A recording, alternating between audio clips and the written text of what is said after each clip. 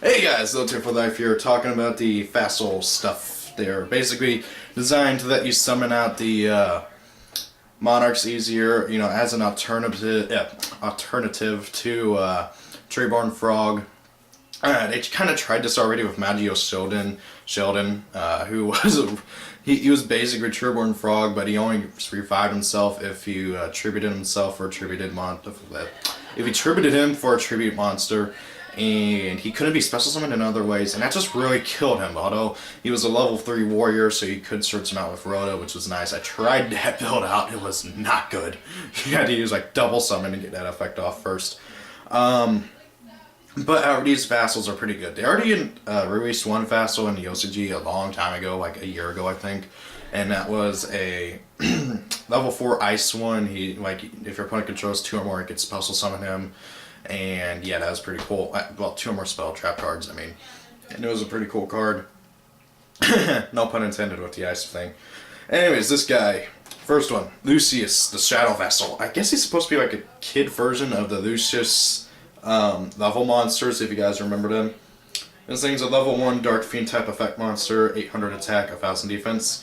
You can only use each effect of Lucius, the Shadow Vassal, once per turn. You can banish one level 5 or higher monster from your graveyard. Special summon this card from your hand. You cannot special summon monsters from your extra deck for the rest of this turn. All of these Vassals have that kind of ability where they have somewhere to special summon themselves. But however, if you do it, you cannot special summon monsters from the extra deck for the rest of the turn. And then they all have an effect that it goes off whenever you tribute them for a tribute summon. And here's his. When he's tributed for a tribute summon, you can look at all set spell trap cards your opponent controls. Your opponent cannot activate cards or effects in response to this effect's activation. This card is really good because it kind of gives you an idea of what your opponent has, and let's say you tribute this guy for Mobius. Okay, Mobius's effect will go off first, being Chain Link 1. This guy's effect will go off second as Chain Link 2. Which means you'll get to look at everything first, and then with Mobius, you'll get to blow up stuff. The ones that actually matter, like if your opponent has a set MST, a set Deep Prison, and a set Mirror Force, obviously you're now going to be able to pick out the Deep Prison and Mirror Force, which is really nice. Next up is Garm, the Storm Vassal. He looks like Ryza went and got anorexia and then got a cape. Like a bigger cape. I'm not even joking here, and I swear I recognize the name Garm somewhere. I don't know where. Again, you can only use each effect of Garm, the Storm Vassal, once per turn. His first effect is you can return a tribute summon monster you control just to your hand to special summon him from your hand. And of course, you cannot special summon any monsters from your extra deck that turn. If this card is tributed for a tribute summon, you can add 1 monster of 800 attack and 1000 defense from your deck to your hand, except himself. Okay, that basically lets you search out all the other Vassals, which is really nice. I don't know if you can grab the ice one though, I'm not entirely sure. And then we have Mithra, the Thunder Vassal. Again, I recognize this name from somewhere. Level 2, and oh yeah, this is the only female one too, it's weird. Kind of looks like one of the Arcana Force monsters, the Empress. Just to kind of give you a idea of what it looks like. Again, you can special summon this card from your hand. Oh wow, you can just special summon it. And then you special summon 1 Vassal token to your opponent's side of the field. The Vassal token is level 1 light. It's the same stats. To your opponent's side of the field, you cannot special summon monsters from your X deck for the rest of this turn. If this card is tributed for a tribute summon during your main phase this turn, you can tribute summon 1 monster in addition to your normal summoner set this turn. Now, what's good about this card is that it summons a light monster to your opponent's side of the field, okay? So, you tribute this thing for, I don't know, Zaborg, you pop 1 monster your opponent controls. Don't target the token unless your opponent's got something stronger than it that's a light.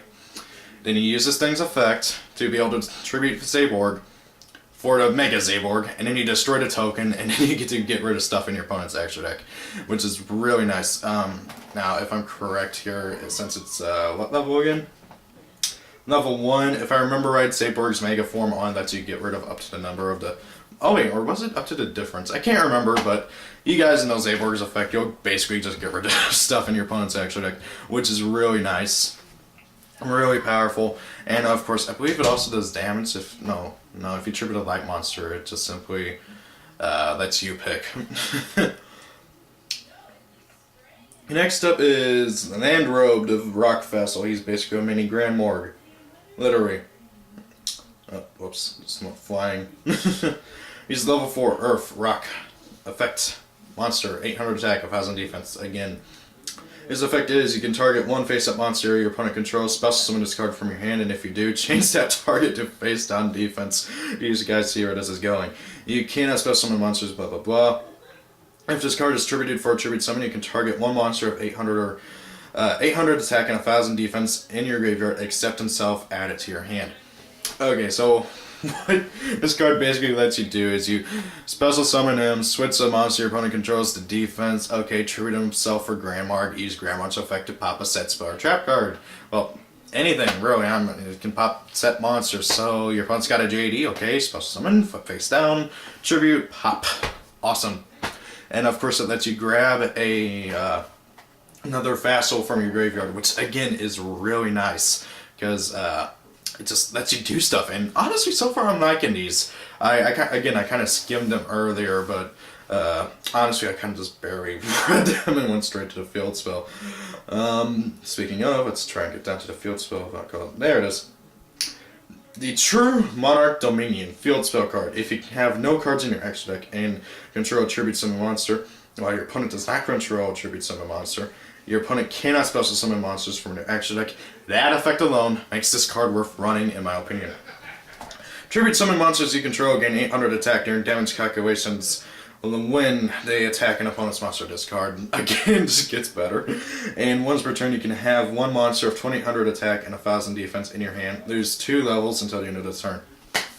Okay, can I just say one thing real quick? If I could pick out like the best possible kind of field spell to pick for Monarchs, with the way that Konami wants us to play them, this would be it. Okay, this card, I swear, if I had to pick any of the, just one card out of the new Monarch support to play, this would be it. Okay, this card is just amazing. Just for obvious reasons.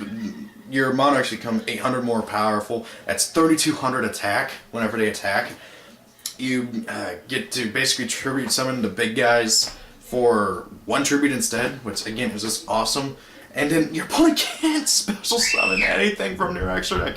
Okay, this is like anti-meta. We're gonna see anti-meta Monarchs now. I'm calling it now.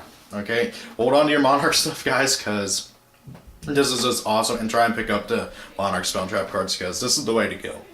Now, with that being said, though, the Vassals themselves, some of them I like, some of them I don't really care for too much. Honestly, whenever this stuff gets put onto Devpro, I'm probably going to try and mix between the Vassal stuff and the field spell and the Edge and Scissor style that I've been playing. If that doesn't work, I'm just going to try with the Vassals with no Edge and Sabers. If that doesn't work, I don't know. I'd be surprised if it doesn't work with all this stuff. Now, with that being said, what do you guys think of the new Monarch stuff? I think it's pretty good. Oh god, I can't wait to play this. I swear Crossover Souls is looking better and better with every time I see more stuff. And there's still more cards to talk about. And I'm surprised no one's talked about them yet. In all honesty. Then again, who knows, maybe by the time this gets put up, somebody will have talked about it. Anyways guys, see you later, rate, comment, subscribe, have a great day. What's your opinions on this stuff?